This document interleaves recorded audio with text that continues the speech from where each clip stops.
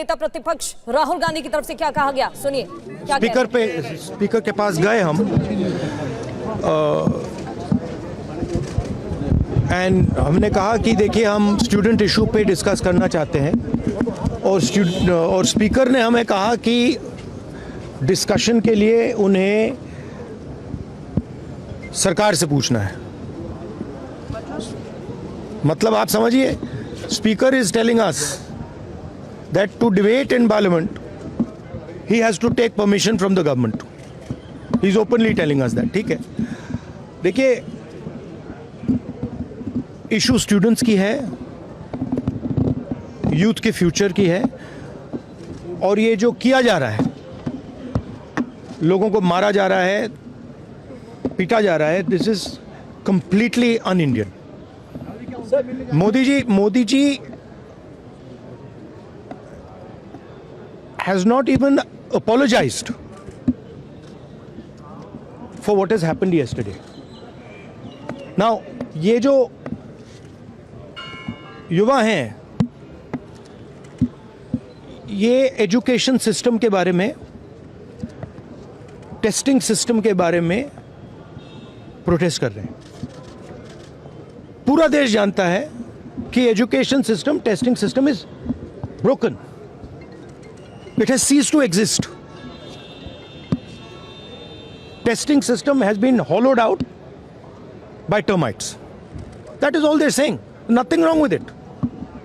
We've been saying it. I've been doing presentation after presentation about this. Why is the Prime Minister silent?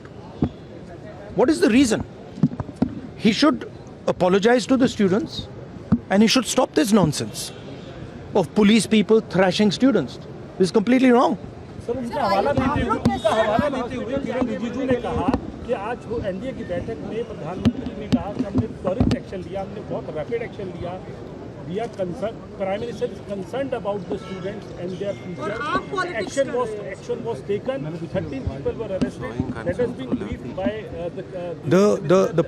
the point is that this is no way to treat the young people of this country. The young people of this country do not have any opportunities. All the doors are closed. There is only one door which is open, which is the door of the competitive exam, and that door is also destroyed. What are these students here? They are not just complaining about the education system. They are complaining about their future. They are saying that in this country today, because of Mr. Adani and Ambani, because of the RSS complete takeover of the education system, because of the pracharaks becoming vice chancellors of universities, we have no future. That's what they're saying. This is not just about education. This is about the future of young people. They watch, they look at Mr.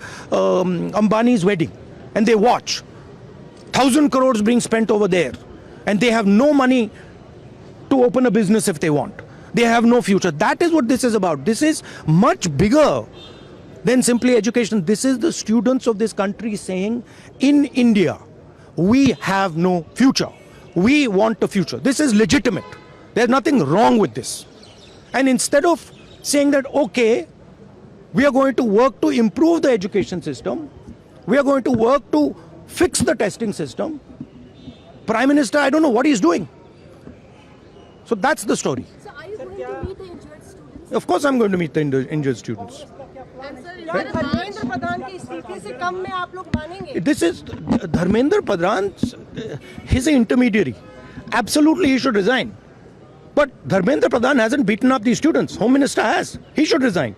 And Home Minister reports to Prime Minister. He should resign. What is going on? Sir, is March being planned today? March being planned, sir, by the opposition. Thank you. तो नेता प्रतिपक्ष राहुल गांधी को आप सुन रहे थे, उनकी तरफ से बताया गया कि स्पीकर से उनकी मुलाकात हुई है, धर्मेंद्र प्रधान को इस्तीफा देना चाहिए, यह भी उनकी तरफ से कहा गया है। और कल जिस तरीके से छात्रों पर कार्रवाई हुई, उस पर उन्होंने सवाल खड़े किए हैं। कुमार विक्रांत हमारे संवाददाता हमें ज्वाइन कर चुके हैं। कुमार विक्रांत, राहुल गांधी की तरफ से साफ कहा गया है वो छात्रों से मुलाकात भी करेंगे और जिस तरीके से कल कार्रवाई हुई है उसको लेकर सवाल उनकी तरफ से उठाए गए हैं, छात्रों के भविष्य को लेकर भी सवाल खड़े किए गए हैं। क्या आगे भी इसी तरीके से सेशन में हंगामा देखने को मिलेगा, क्योंकि ऑपोजिशन की तरफ से इस मुद्दे को उठाया जा रहा है प्रमुख तौर पर? देखिए, राहुल गांधी आरएमएल में जो छात्र भर्ती हैं, जो चोटिल हैं, उनसे मिलने कभी भी किसी भी वक्त जा सकते हैं। और साथ ही साथ बड़ी खबर यह है कि राहुल गांधी ने प्रधानमंत्री से माफी की मांग की है। उन्होंने कहा है कल जिस तरह का व्यवहार किया गया, लाठीचार्ज किया गया छात्रों के साथ, तो उसके लिए प्रधानमंत्री को माफी मांगनी चाहिए। उन्होंने कहा कि धर्मेंद्र प्रधान से मैं पहले ही इस्तीफा मांग चुका हूँ, मैं चाहता हूँ इस्तीफा दें।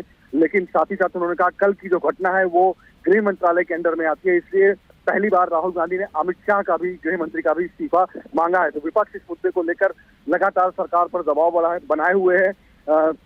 विपक्ष के नेता आपस में ये भी चर्चा कर रहे हैं कि जब राष्ट्रपति आ जाते हैं, इस समय वो यहाँ नहीं है, जब वो आ जाती हैं तो राष्ट्रपति भवन तक मार्च करने के लेकर भी चर्चा हुई है कि विपक्ष के नेता राष्ट्रपति से मुलाकात भी करने का समय मांगेंगे। तो कुल मिलाकर इस छात्रों के मुद्दे को विपक्ष ने एक धारदार सियासी हथियार की तरह इस्तेमाल करना तेज कर दिया है। जी, बहुत बहुत शुक्रिया कुमार विक्रांत आपका जानकारी देने के लिए।